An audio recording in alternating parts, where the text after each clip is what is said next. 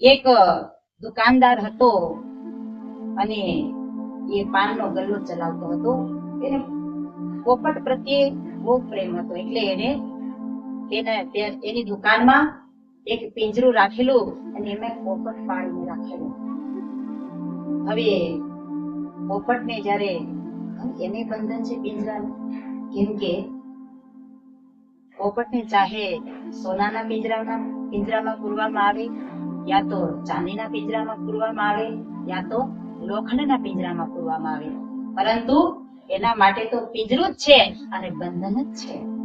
તો આ એક આકાશમાં ઉડવા વાળો પોપટ, એક પક્ષી કે જેને પિંજરાનું બંધન પડી ગયું છે અને એ પણ ઈચ્છા રાખે છે કે મારે આમાંથી મુક્તિ જોઈતી છે. હવે એક દુકાન વાળાનો એક મિત્ર હતો. એ ભાઈ સત્સંગી હતા. એનો નિયમ હતો રોજ સત્સંગમાં જવાનો અને રોજ એના મિત્રને મળવા આવે. એક દિવસ બંને મિત્રો આપસમાં વાત કરતા હતા કે ગુરુ મહારાજે આજ સત્સંગની અંદર આવો ઉપદેશ આપ્યો, ગુરુ મહારાજે આજ આવી શીખ આપી, એટલે આ બધી વાત પોપટ સાંભળે છે.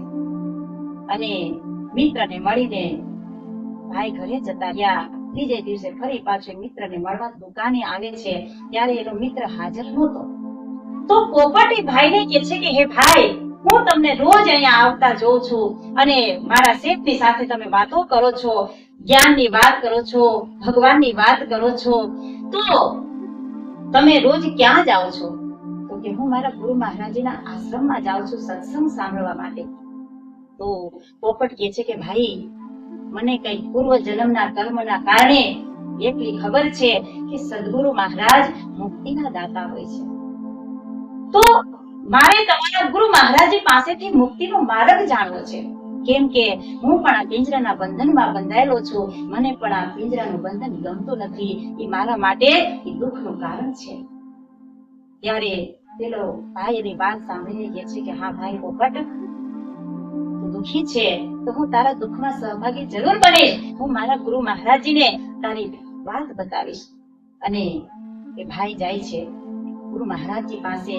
સત્સંગમાં બેઠા, ગુરુ મહારાજે સત્સંગ સંભળાયો અને સત્સંગ સાંભળ્યા પછી ગુરુ મહારાજજીને પ્રણામ કરવા જાય છે અને તરત એને પોપટની વાત યાદ આવે છે કે મારે પોપટનો સંદેશ આપવાનો છે.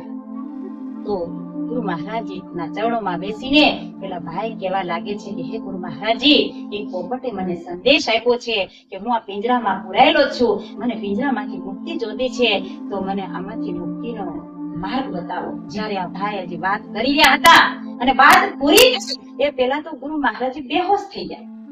અને બેહોશ થઈ ગયા એટલે જ્યાં બેઠા હતા ત્યાં એ થઈ ગયા. શિષ્ય તો આ જોઈને ગભરાઈ ગયો કે અચાનક ગુરુ મહારાજજી તો ક્યારના સત્સંગ સંભળાવતા હતા, વાતો કરતા હતા, અને ઘડીકમાં શું થઈ ગયું કે જ્યાં મારે પોપટના દુઃખની વાતનો હલ કરવાનો હતો અને ગુરુ મહારાજજી તો કે છે કે બેહોશ થઈ ગયા. તો આનો મતલબ છે કે આ પોપટ અભાગ્યો છે. હવે મારે આગળ આ વાત છેડવી નથી, એટલે હવે હું આગળ આ વાત કરીશ નહીં. અને જ્યાં પેલા ભાઈ ગુરુ મહારાજજી તરફ નજર કરે છે તો ગુરુ મહારાજજીના પ્રાણ પણ નથી ચાલતા, એકદમ બેહોશ જેવા દેખાય છે. શિષ્ય ગભરાતો હતો, હવે શું કરું?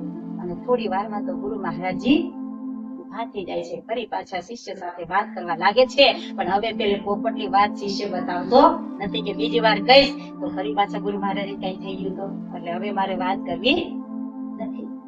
અને પ્રસાદ લઈને શિષ્ય તો જાય છે પોતાના ઘરે અને રસ્તામાં દુકાને. હવે પેલો પોપટ તો રાહ જોઈને બેઠો હતો કે હમણાં મારો કઈક સંદેશ લાવશે, હમણાં મારો કઈક સંદેશ લાવશે. એટલે ભાઈને જોઈને પોપટ તરત જ ખુશ થઈ જાય છે કે હે ભાઈ, તમે મારો શું સંદેશ લાવ્યા? તમારા ગુરુ મહારાજજીને મારી વાત બતાવી? કે હા ભાઈ, તારી વાત તો મેં બતાવી, પરંતુ તું જ ભાગી છે. હું તારી વાત કરતો હતો તને આ બંધનમાંથી મુક્તિ આપવા માટે, પણ ગુરુ મહારાજજી સ્વયં બેહોશ થઈ ગયા એટલે હું આગળ વાત કરી નહીં શક્યો. અને પછી ગુરુ મહારાજજી તો ઠીક થઈ ગયા, પરંતુ પછી મેં આગળ વાત કરી નહીં અને બસ મને કઈ સમજાણું નહીં શું થયું. હવે કે છે હું તને આમાંથી છોડાવી શકીશ નહીં. પેલો શિષ્ય તો ગભરાયેલો હતો, પરંતુ પોપટ આ શિષ્યની વાત સાંભળીને ગુરુ મહારાજજીનો ઈશારો સમજી ગયો. ગુરુ મહારાજજીની શાનને સમજી ગયો કે ગુરુ મહારાજે મને મુક્તિનો માર્ગ બતાવી દીધો છે. એટલે કહેવાય છે કે શિષ્ય પોતાના ઘરે ગયો અને આ બાજુ પેલો ભાઈ એનો દુકાનદાર એનો માલિક આવે છે અને પોપટને પિંજરામાં જોયો ને તો એ પણ બેહોશ પડેલો છે. ત્યારે દુકાનદાર વિચાર કરવા લાગ્યો કે હમણાં તો પોપટને મેં ખાવાનું આપ્યું, ખાધું, પાણી પીધું, હમણાં તો એ બધું ચારે બાજુ નાચતો હતો, સીતારામ સીતારામ કરતો હતો, અચાનક શું થઈ ગયું?